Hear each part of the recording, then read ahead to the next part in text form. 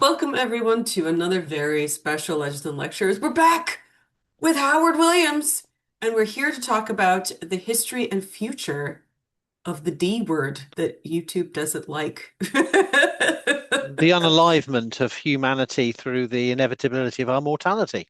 Oh, wonderfully said, Howard. Absolutely 10 on 10. For those who did not see you on your last appearances, please tell everybody who you are, what you do, and what you specialize in. I really don't know anymore, but I think my name used to be Professor Howard Williams, and I am a professor of archaeology and I research the archaeology of death, burial, and commemoration, and also the heritage and public archaeology. So, uh, death in the human past, how people dealt with the dead, and how it matters today. Smashing. Wonderful. I think that in order to understand the future of mortuary practices, because everybody seems to be okay with that word mort in many in many facets, let's talk about what's been done in the past. I think lots of Yeah, people like to point to weird burial practices or weird cremation practices or weird flesh stripping practices, which I always think yeah. are really interesting. But what do we know? What can we say about how some of the earliest people that we know have treated their dead? How did they bury or cremate their Yeah. remains? So, I mean, archaeology is the only subject that can give us that massively deep time story about our life and our death. And we're pushing back not only the archaeological evidence of stone tool use and other tool use, fire, and all these other sort of check box indicators of modern humanity back hundreds of thousands, if not millions of years, but we're also pushing back evidence earlier and earlier. We're finding evidence of people pre-modern, non-anatomically modern Homo sapiens before, disposing of the dead. So there's a whole debate about Neanderthals burying the dead. We've got evidence. There's a debate about Homo naledi, which is ongoing. I remain very skeptical, but it's a really important debate to be having about whether this Southern African diminutive hominid, several 100,000 years ago, were deliberately taking their dead into recesses of caves, in whole or as body parts, and caching them into places and into the floor surfaces. And we now have evidence of our anatomically modern Homo sapiens have been disposing of the dead at least 190 to 100,000 years ago in the Levant. And so we are seeing multiple past hominin species were doing things with the dead other than just going, oh, look, he's gone now. Let's just leave him here, you know, which is kind of my attitude to most people around me, really. Oh, he stopped answering emails, well, must be, Oh, but that's no, but George seriously. then. Yeah. So we got evidence that this is an integral part of humanity, and just to give you, we tend to assume still a lot of scholars would tend to believe that the earliest evidence is simple, it's burial. I would flip that around and say the earliest evidence we have that's categorically deliberate burial is the easiest way to spot the disposal of the dead. It doesn't mean that people weren't doing more elaborate procedures, multiple stage disposal. And indeed, there's an amazing new study that came out last year on smoked mummification in Yeah. Southeast Asia and Australia that pushes it back, over 10, 12,000 years. I can't remember off the top of my head. But in other words, the evidence that people are deliberately treating, planning to treat, as they would with any other material they needed to preserve, smoking the dead, putting the dead over a fire to make sure they don't rot. And these are surely more difficult to spot in the archaeological record, but I think it makes the point that we're getting evidence of elaborate procedures much earlier. So we've got the oldest evidence for cremation in Africa now, going back at 9,000 BP. So we're pushing it back even further in different places. I think the earliest evidence in the Americas of cremation is Alaska, about 11,000 BP. So we as soon as people started being us, they started dealing with the dead in elaborate ways. And so archaeologists can chart that story all the way through ancient complex societies and right up to the modern world. And part of our remit as archaeologists of death is looking at our death ways, how I hate to use the word Western, but global North, or which we say globalized modernity, has commercialized, has dealt with massive population expansion, urbanization, and how different material cultures, spaces, cemeteries, and disposal methods have adapted. And it's not always driven by utility, but utility and spirituality all interact in complex ways. Death is about society, economy, politics, religion, everything in between and around. And so all I can say is it's the subject of many books and many studies, but people, there's no single way of disposing of the dead. There's no simple primitive method. As early as we can chart it, people have clearly got different ideas, even in the same communities, about how and when and where to dispose of the dead. And that's the cool thing about humans is we make shit up. We're always Hmm. adapting and changing our minds based on a whole range of criteria. And that's in many ways, while there are many things that are odd about the past, very different, we don't tend to, in the middle of a Canadian street or in a British field, start hacking up art bodies for vultures to eat or something. But there are certain common things that we tend not to do at the moment in the West, but we do tend to do a lot of other things, and burial, cremation, um, um, and cremation then burial. Burial, then exhumation and reburial. There's so many different ways in which we dispose of the dead we can chart over time. Yeah, there's even things like in Maze How, or was it the red lady or red person now? Because it wasn't a red lady, in fact, where they dyed the bones with red ochre and kept them in the Yeah, cave of ochre is a Wales. big phenomenon from the Paleolithic onwards. Yes, so we have Pavilan Cave, Red Lady, that's a man, but they called it a Red Lady because they thought it was a Roman prostitute when they first excavated the body, because that's what, yeah, so you have that's a Gravettian burial, if I remember rightly. But yeah, no, through time, the different ways of treating the body, caring for the dead, and we can't universalize we can't get into people's minds and do some kind of touchy feeling. Oh, it must have been sad, and it probably won't. But we can say that people have always cared for each other and cared about what happens to the dead, and not everyone gets the same treatment. And that's the other great truth is that everyone's death comes to everyone, but it isn't felt or experienced or doesn't impact on society equally. And so we see the origins of inequality in the treatment of the dead too, very early on. Some people were special, and not necessarily because they were high status or particularly liked. It may be a whole series of complex circumstances and significances as to why certain people were given elaborate treatments and others not.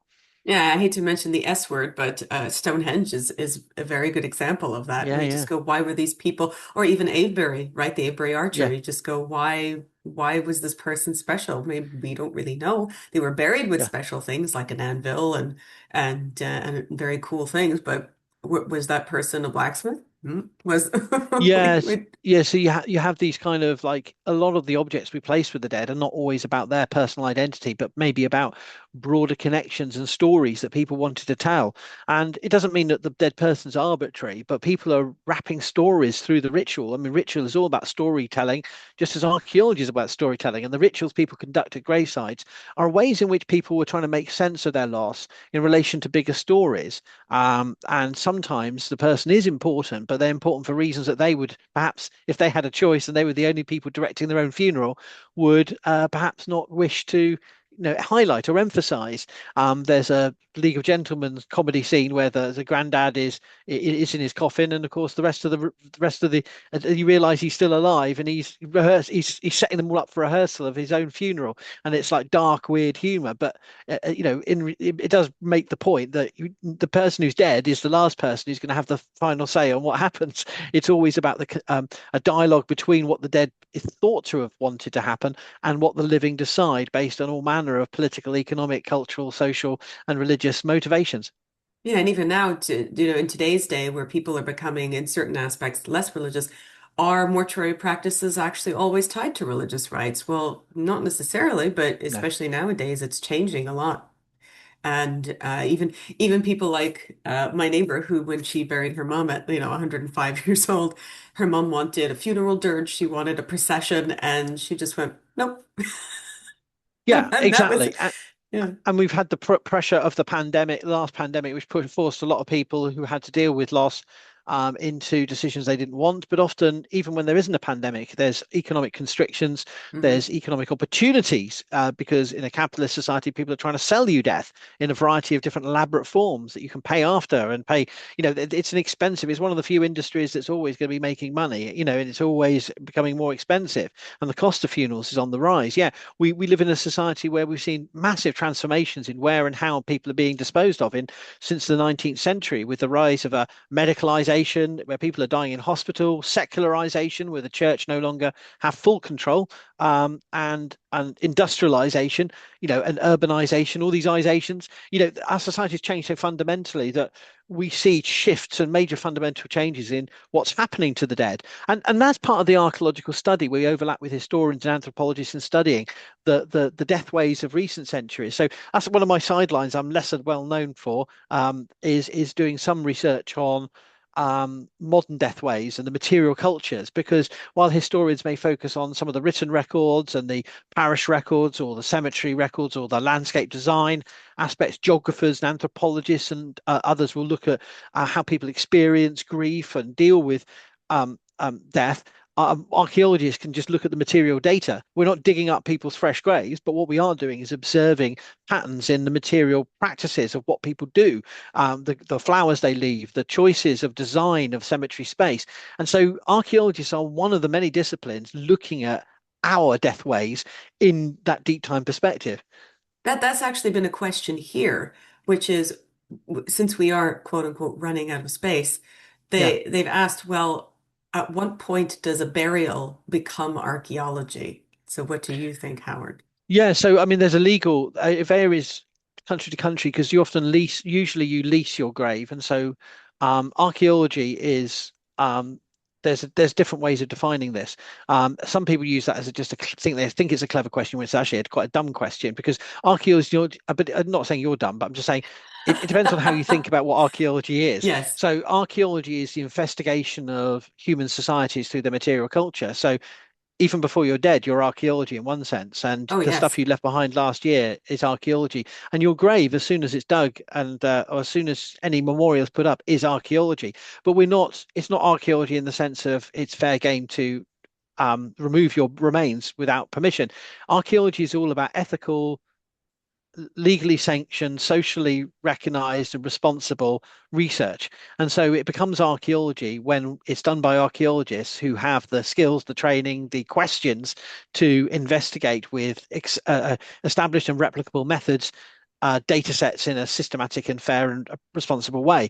So, in many ways, the modern dead are not archaeology because we're not disturbing those remains, but they are still archaeology in terms they are material, observable traces that tell us a story about our history. So there's not a moment. What I'm answering is actually that there is simultaneously a Schrodinger's archaeology with the dead, is that you are not archaeology and you are archaeology depending on how you frame it. So, if I go to a modern cemetery and see fresh burials, they are simultaneously definitely part of the archaeological story of that landscape, a story that may have begun in the Bronze Age or in the Middle Ages or in the 19th century. And those new additions are part of the culturally, socially significant connections of people to that place. So they are part of the archaeological story, but simultaneously, we're not digging them up. Yes. Mark, when we had on Dr. Smitty Nathan, she had asked, what is an artifact? What do you think is an artifact? And Mark, being the resident archaeologist, said, actually, he said, I would say anything that you can see and touch is an artifact. Because if it is a thing that has been touched by cultural and human hands, it becomes an artifact. Is it an artifact it's gonna be in a museum tomorrow? Probably not, but it is still something that you've interacted with in your life and it has meaning and therefore it's an artifact. And I think it's pretty much it's the same considering as you said with archaeology.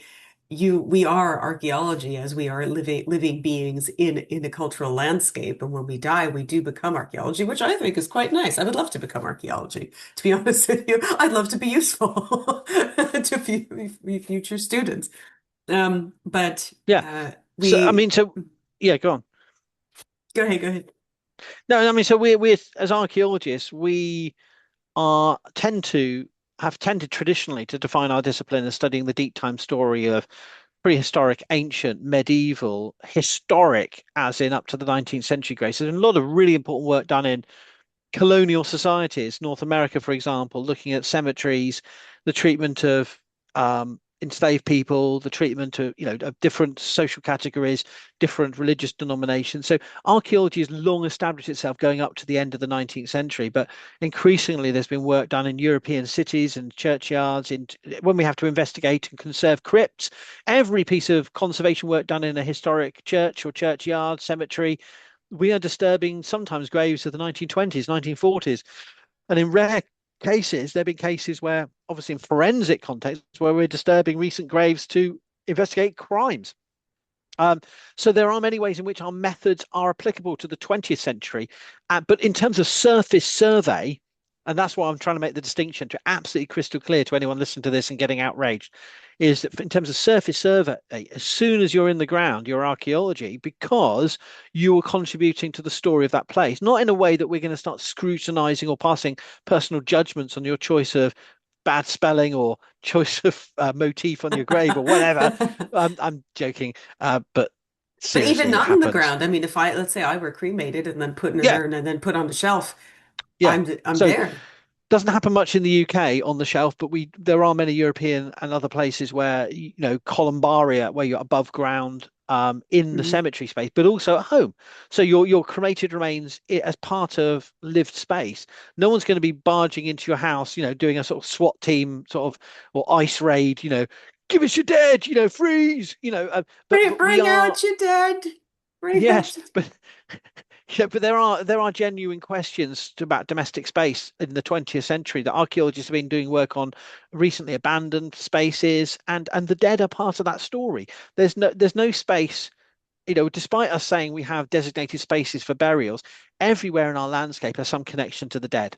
And that's one of the themes of the last century is the rise of cremation Hmm. as a big movement that began in the late 19th century, spread worldwide, inspired by many different motivations, medical, sanitation, but also nonconformism and inspirations from the ancient world and the Orient, using the British, the Orient, the East, the South Asia, East Asia. Um, Rise of cremation as a solution for urban cremation, but also many other factors, motivations. Then the post-Second World War, particularly 1960s, 70s, woodland, green, natural burial movement Hmm. sees the development of sort of woodland space or farmland space away from the traditional cemetery space. That's been another second wave of 20th century change, and broader three other factors that I think are important to bear in mind that are nothing to do with the grave itself. Firstly, there's cenotaphization. It's a term that I've seen used by a number of sociologists and historic geographers. The memorialization away from the grave. So we've seen that almost every part of our landscape, from football grounds to um, seasides to historic monuments, can be and is used for the scattering of ashes of pets and loved ones, but also for memorials. So park benches, Hmm. seaside benches, benches are everywhere. Memorialization, and then on the top of that, in the last 40 to 50 years, the digitization of death and the rise of the internet, people wanting digital spaces, digital memorials, digital, and basically we have whole social media platforms. Mainly the only people living on them are bots, Zuckerberg, and the dead. That's basically what Facebook is. It's like a massive, massive It's death becoming platform as now. they say, a digital graveyard because Yeah, they, after yeah, you die, they don't shut down your account, and no, so they leave it up. They say that they will take it down if the person's family provides evidence, and then they'll delete it for them. But many people actually leave them up, so this way, if there's a birthday or something that comes around, people write messages saying thinking of you or remembering you, that kind of thing. And it is becoming a digital graveyard, yeah. absolutely. And the final one I just wanted to put out there is in terms of material culture and spaces, a lot of people's mourning and connection is with morbid culture online and in entertainment media. So video gaming, favorite TV shows, the loss and death of, and this has feedback into the real world with fictional grave. locations, but it's a widespread phenomenon that people are mediating mortality through a morbid culture of mourning the loss of fictional characters. Yeah, people So might think that this is odd, but I mean, we have Robin Hood's grave and we know he's not buried there, but he's certainly a yeah, fictional character. definitely a fictional character, but you get people very angry about that if you say that. But no, yes, and so you have this whole. And I suppose if I was going to add a sixth thing to that, and I should have said this before, I put this in my notes. I'm just adding it for my own benefit. Is the relationship of humans and animals is changed, and while there are deep time indications and traces of human l- memorials, burials, memorials to pets and animals generally, there's also a vast, international phenomenon of pet cemeteries, and our relationships with animals has been such an important part of how we mediate death. So all of these come together. These are all strands in a broader how our death culture has deep roots. We find evidence of people burying pets thousands of years ago, but so it's not as if this is all a new invention. Cremation isn't new, but the rise of modern cremation is a distinctive phenomenon.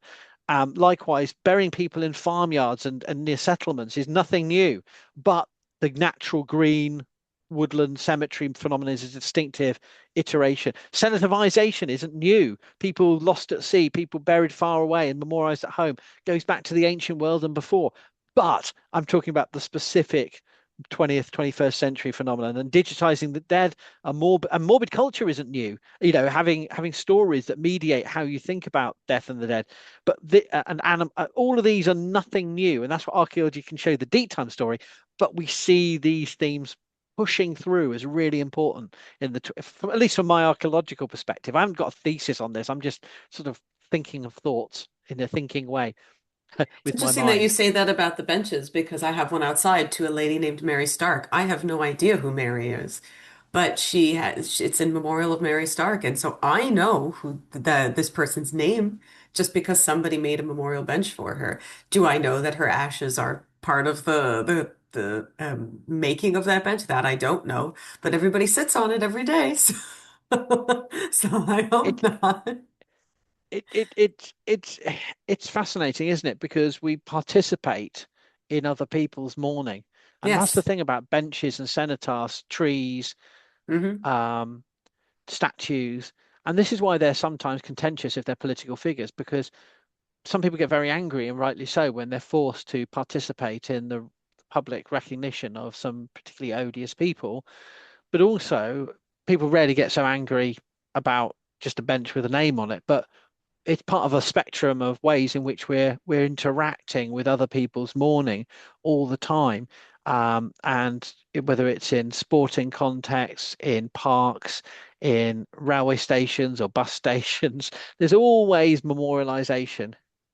It's interesting Um, that you say that because here what's becoming popular is to have your ashes put inside of a one of those earth urns, I guess, I suppose, yeah, and put under a tree. And they're yeah, doing this because at least the laws here in Canada state that if you have remains and you know there are remains there in a public space, you cannot sell that property to be lived on.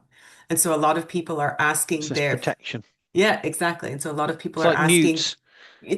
it does. It I don't know actually, about that, but the whole conservation, you've got to protect the newts. If you can find newts on a piece of ground, then they can't build houses on it. I'm simplifying massively, but it's the whole, conservation, you protect the land through something that legally they can't remove.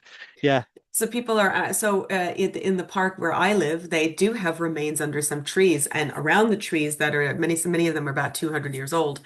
They have a little plaque, no, obviously not planted into the tree, but like a necklace around the tree, and where it says whose remains are under that tree. And for 30, I think it's 30 yards around is the current legislation. You cannot build any building on top of it. And so a lot of people are doing that in order to protect national parks and make sure that they're there for as long as the law exists. And I think that's pretty interesting. And if you want to, you can go see that person who's part of a tree, and just enjoy their presence and thank them for saving the apple trees that are right beside our house. So I think it's interesting that people are, as you say, nothing is new, but people are really thinking about it. I think also people have misconceptions about how certain people chose to deal with their dead, especially things like Vikings, where people think, oh, everybody had the boat on fire, and you just go, no, they did not have the boat No, on fire. no, the thing is, there's many misconceptions about cremation as my particular fascination as the modern world, because cremation, you can have woodland burial of an Mm. inhumed body or a cremated body, is the kind of example you're talking about. Cremation is often seen as utilitarian. It does facilitate the transportation, reduction of size.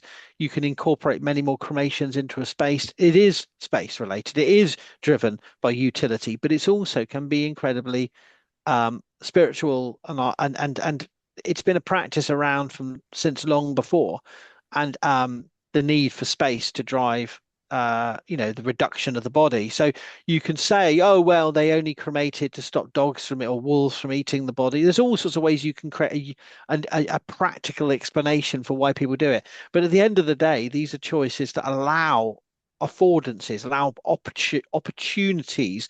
They have material agency to allow you to do things with the dead. So by cremating a body, you shut down some options and you open up other options of where and how you can dispose of the dead. And for me, in the modern context, yes, it is to do with space, and that's why there are legislations in places like Japan. Hong Kong tradition historically, where pushing people to cremation, or it needs to be institutionalized or, legally driven, because there's no bleeding space to do anything else. But there's still creativity and optionality in where, how precisely, depending on economy and wealth, and other factors, you can you dispose of the dead. And so for me, it's cremation is all, and the other disposal methods. It's all about, yeah, there are genuine practical and economic factors, but there are also many ways in which people decide to make idiosyncratic expressions. Even in a very formalized space, you can find idiosyncratic spaces.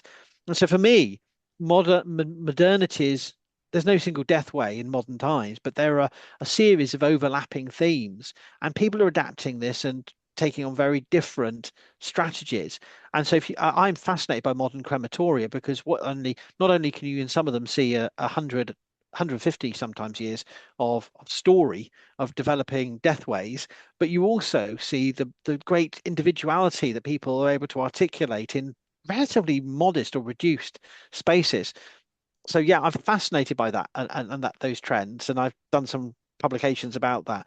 But I'm also interested um, in some of the new ways of disposing of the dead, which I haven't really researched, but I'm just fascinated about what comes next with them. But yeah, And so where do you think we're going, Howard? Do you think now we'll have more crematoria in space? yeah. Okay, okay. So yeah, I mean, so there's been various attempts to make more ecologically friendly, because cremation isn't ecologically friendly, really. It's a lot, it evaporates a lot of heavy metals into the atmosphere. They put filters on the crematoria, but it's hardly a ecologically sound way of disposal. And there's been various initiatives adopted. So the biggest one is alkaline hydrolysis. Has been given various trade names such as resomation, aquamation. I won't go through the biochemistry of it because I don't really understand the details. But the idea is it's a chemical way of reducing the body, and and this is taken off in a small way. But it's yet to become mainstream. You've also got composting. Terramation is one of the trade names of ways you can basically create the conditions where rapid reduction of decomposition takes place in a very controlled way. And there's also fungal versions of it. I don't know if there's a Ooh, trade name for this sort of. I'm just going to make it up and say rhizomation. But the idea, if you can introduce fungi to the body that particularly will break down the body in a very I rapid want to be way. a mushroom host. That sounds Yeah, great. yeah. I don't know. I feel already infected by various different fungal infect. No, no, I'm joking. I feel eaten alive from the inside and out by bacteria and fungi all the time. I'm getting old. I'm melting. I'm melting. No, but but seriously, we're all dead already, just waiting to go. But I mean, I feel there's a rat gnawing on my leg at the moment. No, but no, but no, seriously, the fungi can have me. As long as I but I'd prefer to go flames. I want the flames to take me, but I want to better to burn out than to fade away, as Clancy Brown once said in a certain film.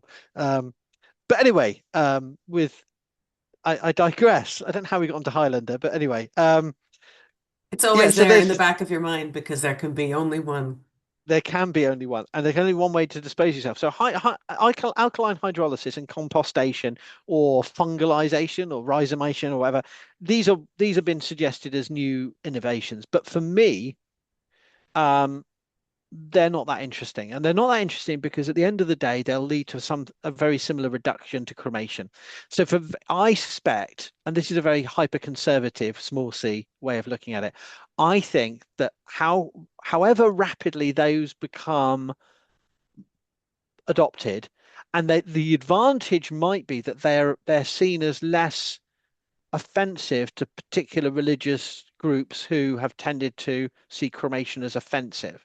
But I'm not up to date with all the debates there. But I wonder whether some of those methods might be a way round some groups, particularly Muslims, Jews, who have tended to, and Catholics, though cremation is legal and sanctioned by the Catholic Church, but there's a traditional cultural reticence. I wonder whether some of these new methods might be seen as amenable to those groups or not. I don't know. But I think overall, it'll make no difference because the overall trend is towards cremation like reduced bodies and what we do with them. Other methods are available, burial at sea, but we've got a massive pollution problem anyway. I doubt that will be acceptable on a global scale with plastic pollution, but also do we want corpses floating around? Or burial in rivers. I don't see that coming back in a modern world. Excarnation, I can't see happening. Zoroastrian sky burials, Parsis. No, I can't see that being taken on. I want to feed the crows, but I don't think we could do it on a mass scale required in a hygienic and sanitary way in a modern environment. I They still can't do see it. Zoroastrians, they still take the bodies up to the mountains and let yeah. And I'm not passing judgment on that. I'm saying that I can't imagine a in the middle of New York City or in the middle of sort of Coventry or wherever it may be, people setting up towers and uh having, thousands of pigeons and then as well as the fact they'll be pooing everywhere and bits of body falling off, I can't see it being amenable. And even if they're in the countryside, on top of a Welsh mountain, wind farm, pile of corpses. I really don't see that taking on. So I think we're left. I don't think cryogenics just freezes things down and doesn't do anything. Open air cremation, even more environmentally problematic. Space, it's too expensive. I mean, most of the stuff well, but going what into if we build space. a cannon though and just shoot just shoot Like, you up? today's fire will take 1,000 people into. I mean, it's possible. I mean, I think it's just for the rich and the stupid, isn't it? It's just for the Shatners and the Bezoses and the people who want to go up in large phallic rockets into near space and go, oh look, it's big and it makes me feel humble for a second. Let's go back and make more No, money. but You you know, know what I you do? You need to put all the ashes together in a little cannonball, and you just need to make one cannon that will break the Earth's gravity and just shoot it all the way up and Well, I think and there's let it other keep options. I going. mean, I think Hawaii and Iceland should take on the global volcanization Ooh, I industry. want that. I think I want to Yes. join the lava. I mean, I think there's there. I mean, I really don't think that taking on because, of course, active volcanoes are dangerous places, and I can set up a kind of you can imagine a Mustafar type sort of Sith Lord structure of a creation where they sort of put the bodies over, sort of But a we need a lava conveyor floor. belt that goes up the Yeah. flow, and then you just As long as you there's the stick. ominous Sith music going, ooh, ooh, But you're how at the many bodies bottom. have we disposed of today, my apprentice? That type of thing. No, but I don't think that's going to happen. I'm being silly here, but so I But I think think it's going to that's a come great down. idea. I would love that to have a conveyor belt at the bottom of a volcano. I mean, Fujisan is not active, but I would love if he were active. I would love for them to put because you can walk up him, and so I would love if they had a conveyor belt at the bottom and they just wrapped you up really nice, and then they just very slow, yeah, exactly, just the slow ascent, Cable car to and the then next world. yeah, and Yeah, you or just yeah, go no, in. I think, but what I'm trying to say is, in all reality, we're looking at variants on cremation or rapid reduction methods as the future. But for me, that's not a future that's dire or dismal for the dead, because I think there will still be lots of options of how we digitally, cenotaphically, in other words, away from the place of disposal, and um, also many ways in which those actual places of burial might be developed. So I think the future is versions of rapid reduction, ization, different terms we use. And the question is, therefore, how do we contribute to thinking about, how do archaeologists contribute to thinking about what do they look like? Where do we get the inspiration for those ideas? Caves, architectures, uh, three-dimensional landscape features, walls of memory. There's so many options that a modern crematorium offers. Uh, um, Ponds, bird baths, what do you call them? Bird feeders and rose bushes and there's already a plethora, if that's a word. Yes, it is, Yes, it is. of different choices of, of how to integrate ashes or reduced. I'm trying to use a sort of general rapid reduced body transformation into those garden open air spaces and structures. So I think the question is, what kind of architectures do we want? What kind of landscape designs do we want for the dead? And where do we want them? And do we want to continue with the idea of a cemetery, or do we want to continue with the idea of farmland, woodland, or do we want to have we want different versions? We want playground disposal areas. Do we want roundabouts to become, do we want more public spaces where you can catch your train and also there's a memorial garden where that's where your loved ones are? I don't know. I think there's a lot there's real healthy conversations to be had here about breaking up the cemetery as it is currently and thinking about whether we can separate the place where you actually reduce the bodies and then where you memorialize the bodies, and where there's so many options, and I think it's going to be interesting to see where those develop. Bring back bog bodies. Bring back bog And bodies. now, actually, yeah. So, I mean, I was assuming on a massive scale, bogs, sea, water lakes is not a good idea for sanitation and nature. But maybe I'm wrong. Maybe the bog is the way to go. But given we're decimating bogs, and they've been destroyed, so much bogland and wetland has been destroyed. Maybe that's a way of protecting them, like you said with the trees. If you put the bodies in, but if you put the bodies in, then that's a way of but I think wet places and open air burning are just like really not gonna, or exposure of the bodies, I don't think are gonna go down The well. humic acid will save us, Howard. Yeah, yes. But I do think that these are, I mean, even if they're couched in fun ways, these are conversations we should be having. We should be looking to the past and looking to bog bodies of Iron Age Northern Europe and thinking, okay, those people may have been unalived against their will, but Well, but were maybe they, there Howard? are. Because were they? Because Lindo Mann now says no. Mm, I disagree, but I think he was definitely asking for it. That's No, good. I'm joking. I don't know the details of all of these individual bog boilers, but the fact is, um, they may not have been typical disposal methods of their time, but can they provide the focus of a conversation that informs our future? And that's the point, isn't it? It's that by the more we learn about death in the past and get away from simply mummies and bog bodies as the stereotypes, the more we look at the diversity of disposal methods, the more it can actually free up those conversations and get people thinking about, well, why don't we try this or why don't we try something different and see what people do? I mean, when you look back to the 19th century, a lot of the major developments of Neo-Egyptian architecture, catacombs, were never popular. People wanted to be under the ground, not above the ground. And that's really interesting, is that what people design and what people actually then take up doesn't always map up, no, it doesn't always match. And that's true with any society when you give people a choice. So what we need to do is to perhaps encourage the funerary industry, encourage our legislators, encourage our public policy people to think outside the coffin, outside the box. Oh, To think of other, how we can use the archaeological record to sort of liberate us from some of our constricted thinking. And so, I don't know. Those are my thoughts.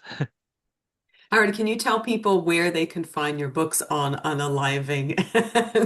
and cremations, How to make your please. own death. So I've done this. If you go to my Archeo Death WordPress blog, all my publications are listed there. I've done a series of edited collections, which include chapters on 19th to 20th century death, and I've got individual journal articles and so on. I haven't got a big book on modern death myself yet, although I do want to write one day.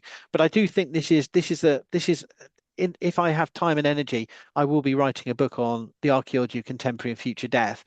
But because I always talk to my students about, just to wrap up a point, rather than just say go to my blog is the best place to start. Um, um, by every time we go to a cemetery, I tell them, look at what's here, look at the past, look at how the cemetery's developed, look at the different phasing, and you can see the 1890s graves and the 1950s graves, and then I always look at the spaces they're planning. And so a lot of the local crematoria near me and cemeteries, you can see how they're planning for the future. They're planning for the next 50 to 100 years. And so we see in the present the planning for the future. And that's the way we study the future, is by looking at how those spaces are set up. They're latent future archaeology spaces, mortuary archaeology. Look at how they're designed and envisaged, how these spaces does, the plan set up, but also how we can contribute as archaeologists by drawing on the past to suggest new spaces, new architectures, new material culture we might adopt. So we can going back to the past can inspire future disposal methods. So, Howard, when is your book on mortuary practices coming out? Well, it'll be out next week. No, AI will be writing it now. No, I don't know. No. I don't know. That's I've got interesting that a you say that because there is a big, great debate now about AI memorials. And I have seen one of my students was talking about this, and I have seen that there are some, obviously, I think it's unethical, but there are some people who want AI representations of their dead, which are obviously not true representations. Uh, but they are allowable in some funerary practices, which I think is very interesting. You see, I still have many problems with AI, and I find it very disturbing that people are sort of what's the word? Giving up, handing over some of Yeah, I the mean, basic elements part of of the humanity. the cultural aspect of death is Yeah. also the grieving process, the Yeah, togetherness of a eulogies being community. written, best man Right. speeches being written by AI, whatever it may be, it feels very, I find that threatening to my sense of the way it is, but I have to accept it as part of what's going on. All I would say is that I'm aware that everything I do online is being part of will be part of a generated synopsis where AI will takes a middle ground between opposing views about my work and other people's academic work, or every time I sneeze, or I do worry about how my own story will be told, won't be told by people, that'll be told by some AI synopsis. And that does upset me, but I suppose it doesn't upset me too much, because that would presume I actually give a flying fuck what people think anyway. But I suppose the point is, it saddens me when people are reduced to simply. But then I'd have to think from another perspective, aren't all memorials selective tellings of a synopsis? Even the most detailed 18th century biography in a grand church monument is all about how he was the most distinguished public servant, the most beloved, loving father, dedicated husband, and loyal to the king, and these things. And probably he was just another sponging, brandy sucking toff who just sat around in some colonial position for 60 years, bothering the locals and causing misery. But so isn't that always what we've or isn't that absolutely symptomatic of what we've always done? We're just handing it over to AI to do that work. Sorry, that's just some thoughts. And on that depressing note, thank you, Howard, for being. No, always a pleasure to be depressed and talking about We are the the walking dead. we are. I mean, in the Sylvia Plath sense of the word, we are born to die. That is the nature of everybody, and that's why it is so universal. It's very interesting to talk about what the future of mortuary practices will be, because we are getting away from things like religious institutions, or there are new religious institutions, and people are deciding new things for themselves. And it is interesting to see that. culture is now, whereas you would say like, oh, the Viking culture was to do this, or the Jomon culture was to do this. We don't really have that one culture anymore. Now it's kind of like this individual wish and global practice of what people want for themselves, which is very interesting. So I certainly think it is. Thank you, Howard, so much for being here. And next time we'll talk about your book on, on the future of Yes, which mortuary will be written practice. in 24 hours. I I shall look, train some rats and some fungi to write it for me, not the AI. The AI. you'd probably get a better result that way.